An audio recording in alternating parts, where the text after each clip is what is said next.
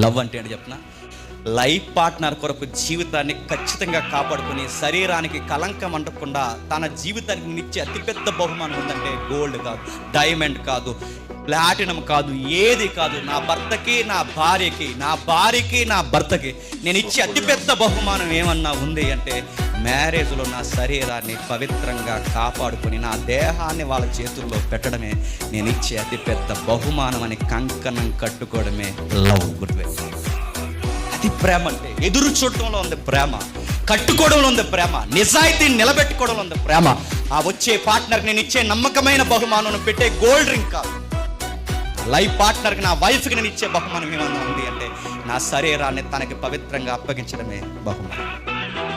Marriage బయట లవ్కి Bible ఇస్తున్న డెఫినేషన్ ఇదిగో, మ్యారేజ్ బయట లేదు లవ్, మ్యారేజ్ లోపల ఉంది లవ్.